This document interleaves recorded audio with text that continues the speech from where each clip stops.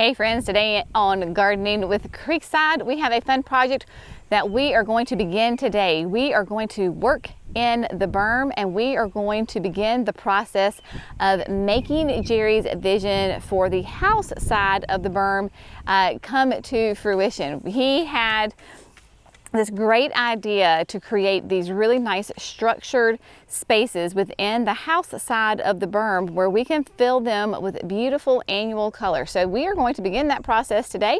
We are going to get the structure in and then we will come back and plant the annuals, hopefully maybe even tomorrow. It is very bright out here today. It is a gorgeous North Carolina day. So I'm gonna put my sunglasses on that my buddy Jack gave to me. So forgive me for wearing some sunglasses, but yeah, gotta take care of your eyes, people. So here we are, just to give you a little bit of a perspective. We have all of our supplies right here. And what we're gonna be working on in the berm is the spaces really here by the cherry trees. If you remember back in the fall, we had planted some azaleas and I planted them in V's on each side of these cherry trees. Well, the Arctic blast came through and really did a number on them. Roman came through just a couple of minutes ago for me and plopped them out of the ground and we just set them inside of the bucket. Now we'll come back through here with some great potting soil and we're going to save these because these are the new Epic Perfecto Mundo azaleas from Proven Winners, and I really want to use them, but they took a big hit in that Arctic blast. So you can see all of these limbs just got really damaged.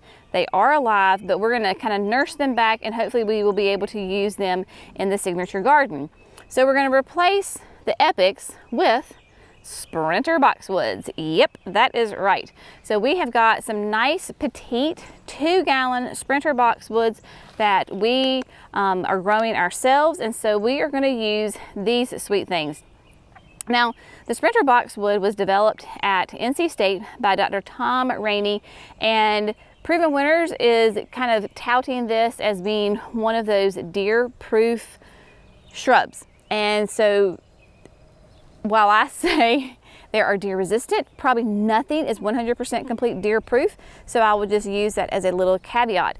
But we're going to use these beautiful evergreen boxwoods that will give us some beautiful structure in this space. So let me try to give you the best I can, being down here on ground level, what it's going to look like, okay? So here we have in the berm, and we have the Yoshino cherry trees. There are 2 of them, right? So we have one here, then we have the purple plum in the middle, and then there's the other one up there. So basically on each side, coming off of the cherry trees on this side, we're gonna plant the Sprinter boxwoods. Like you can see right here, we've got 2 set up. We're gonna space them 2 feet apart, but we're gonna come and create an inverted V with the Sprinter boxwoods. So there's going to be a line here, a diagonal line here, and then there's going to be a diagonal line right kind of where behind Brenna is this way. They will grow nice and close together. We will keep them nice and trimmed. Yes, that's going to be a little bit of maintenance, but that's okay. And then everything that's spaced in between those boxwoods, we can fill with beautiful annual color. So we're gonna have it here. This is the smaller end of the flower bed just because it naturally gets to be a little bit more narrow as we came down towards the creek. And then this one on the upper side of the berm is going to be a lot deeper, but we're gonna keep that same angle with the Sprinter boxwoods with the same measurement. And so these 2 beds will mirror each other, and we are going to plant them the exact same with the annual color. So everything in here will be beautiful annual color, because we will have then in this empty section, really where that purple plum is on the house side, we will have a beautiful whole nother flower bed right here that we can use.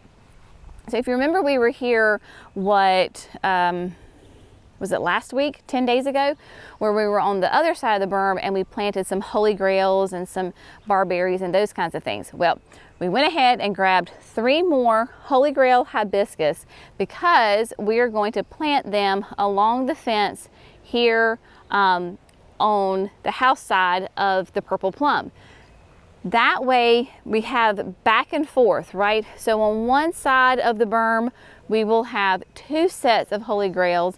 Then on the house side of the berm, we have 1 set of Holy Grails.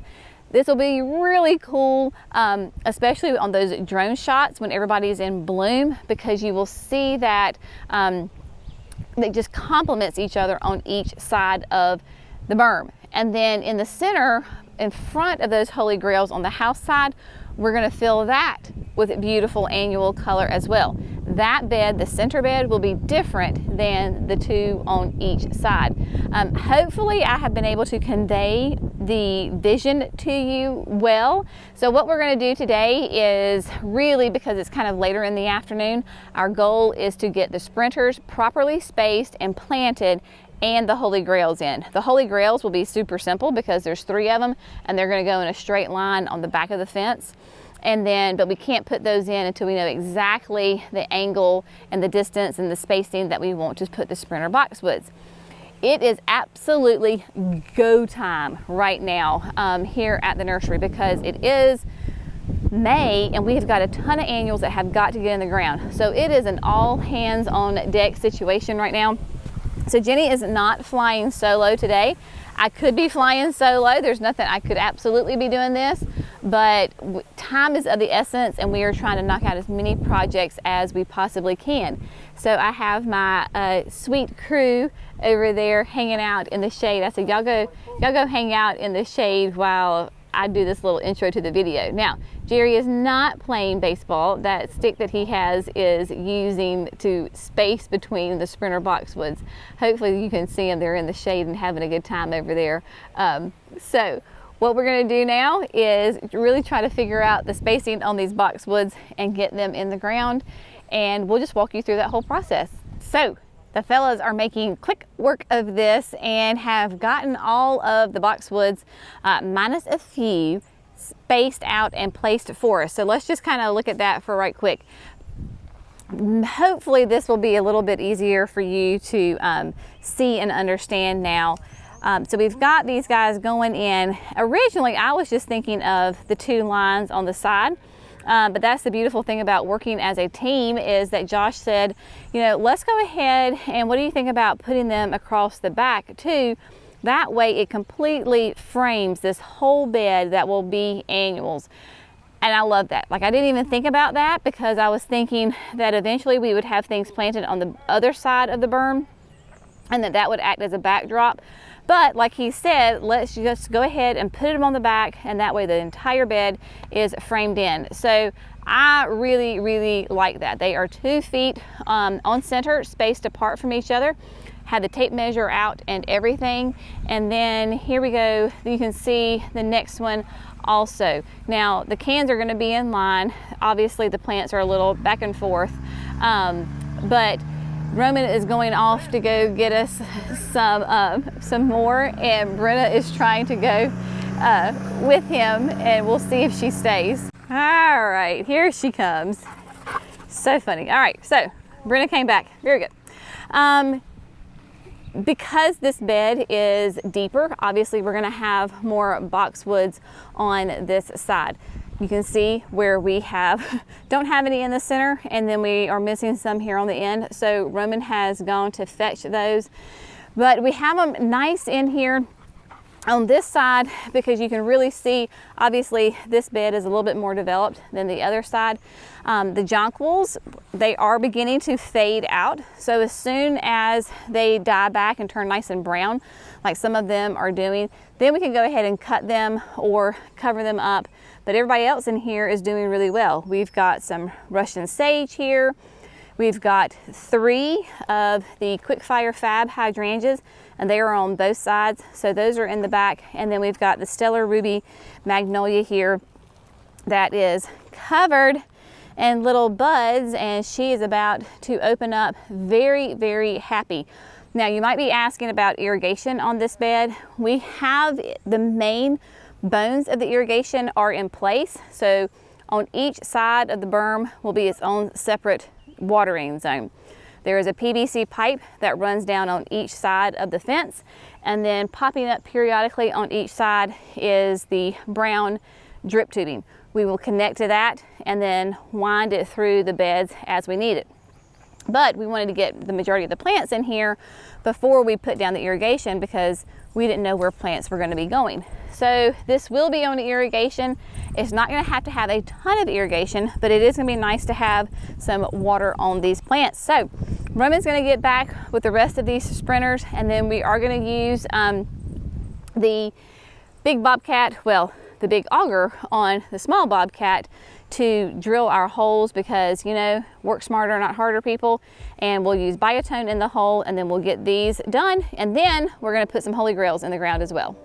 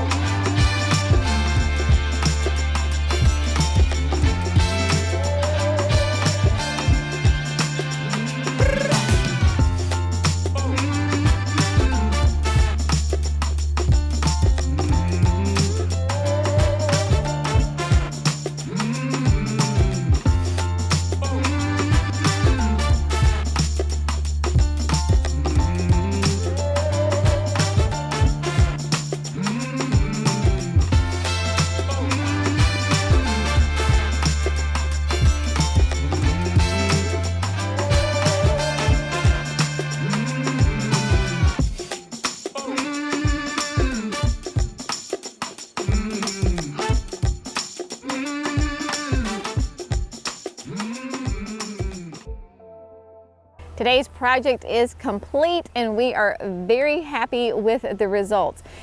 As you saw, Jerry put up the drone because it's really hard to capture this space with just the camera on the flat land, so you can really see it up with the drone. Cannot wait until we get some annuals in here. It is going to be gorgeous, gorgeous color. We knew that when we created the berm that we wanted definitely more on the nursery side to have lots of trees and shrubs and perennials. That way people can just come up and they can see it and look at all the beautiful shrubs and perennials and get that 4 seasons of interest on the nursery side. On the house side, because we do see it from the front porch, right? This is a very visible area for us from the front of the house. We wanted to incorporate a little bit big pockets, not even a little bit, but big pockets of annual color, so that way we get to have fun and enjoy all those beautiful colors, and so that way we can change it up from year to year. It is going to be gorgeous. Those sprinter boxwoods are going to provide us gorgeous structure for many years to come. I think we're going to try maybe to get the irrigation on this here pretty quickly, because all of a sudden traditional spring has sprung here in North Carolina. It is quite toasty today, and tomorrow is supposed to be even warmer. I think we're supposed to be up into the 90s tomorrow. That is why Jenny is currently standing in the shade, because it's pretty warm out there in the late afternoon. But again, this was fantastic to have everybody's help. When you have many hands that make light work, and to get the foundation plants in, and then we can come back and add the color, it is going to be great. As always, we hope that you have found this fun, informative, and inspirational. Thank you for gardening with Creekside. Y'all have a fantastic day, and we'll see you in the next video. Bye, friends.